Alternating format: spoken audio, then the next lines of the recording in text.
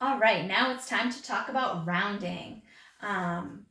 We talked about rounding in the beginning of the year. Another word for rounding is you might see on the work is estimate. So when you round, you're doing an estimation. Uh, in order to round, it's going to say round to the nearest 10, round to the nearest 100, round to the nearest 1,000. You want to do an estimate. You're estimating to make it easier for you. So in order to do rounding, the first important part is you need to figure out what place value it's asking you to round to. Is it tens, hundreds, thousands? Once you find that digit and the place value that it is, remember a digit are all the numbers from 0 through 9, 0, 1, 2, 3, 4, 5, 6, 7, 8, 9. You're going to circle the digit that's in the place that you need to round to. Then you're going to move to the right and underline the digit that's next to the circle. If it's a 0 through 4 digit, 0, 1, 2, 3, 4, the number that you circled will stay the same. If the digit that's underlined is 5, 6, 7, 8, or 9, the digit in the circle, you're going to add 1. Once you've changed the digits that are in the circle, or it stays the same, everything after the circle will become zeros. Any numbers that you have in front of the circle stay the same. So we're going to go through several examples of rounding to the nearest 10 and rounding to the nearest 100 using this rounding strategy. So first we're going to round to the nearest 10. So if I find the number 542, I need to find my place value of tens, which is the 4. So I'm going to circle it. I move to the right and I underline the digit next to it. Okay. Now I have to decide, 2, does that fall in 0, 1, 2, 3, 4, or 5, 6, 7, 8, 9? It falls in the 2, so this circle stays the same, so the 4 is going to stay a 4. So we know it's going to be a 4.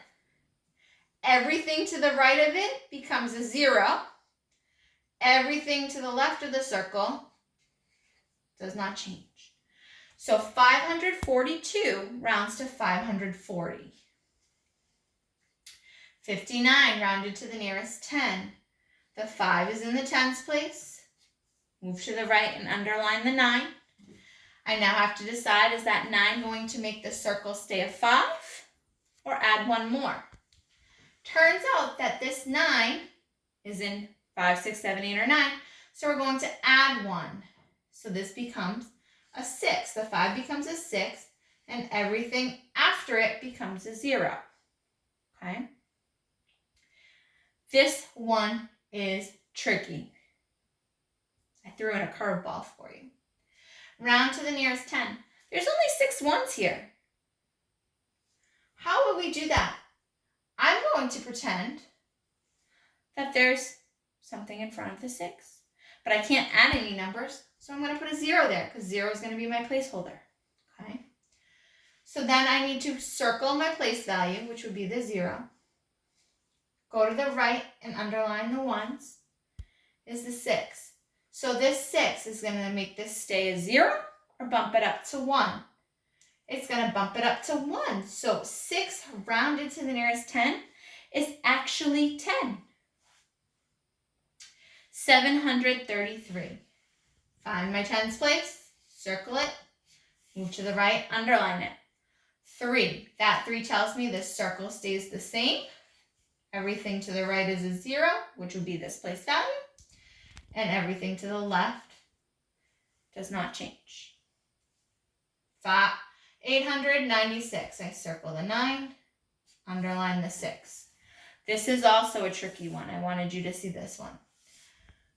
6 is part of that group of digits that causes us to add 1 more. But I can't put a 10 in the tens place. I would need to regroup. So 896 rounded to the nearest 10 would actually be 900. Because the 6 makes this jump up to 10, the 9 jump to a 10, it adds 1 more. But we can't have a 10 here, so we have to bump and regroup. That 10 becomes a 0 and comes to the hundreds place as a 9. Now we're going to practice rounding to the nearest hundred. I find my hundreds place, 687. I circle it, move to the right and underline the digit. Same thing as when we're rounding to tens. 0 to 4, the circle does not change. 5, 6, 7, 8, 9, the circle will add 1. So this is going to add 1. Remember, everything to the right becomes a 0. 687 rounded to the nearest hundred is 700.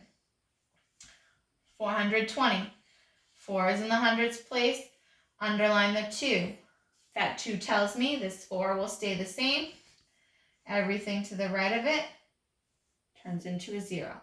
420 rounded to the nearest hundred is 400. 1,555. I find my number to the nearest hundred. 500, underline the next 5. That 5 is part of the one where we have to add 1 here. So that will be 6. These two become zeros. And remember, anything before the circle stays the same. 1,555 rounded to the nearest hundred is 1,600, or 1,600. 7,104. I circle my hundreds place, look at my tens place. That 0 tells me this one's going to stay the same. This will stay a 0. Everything else stays a 0 as well. And the 7 in front does not change. 7,104 rounds to 7,100. Same thing with 3,288.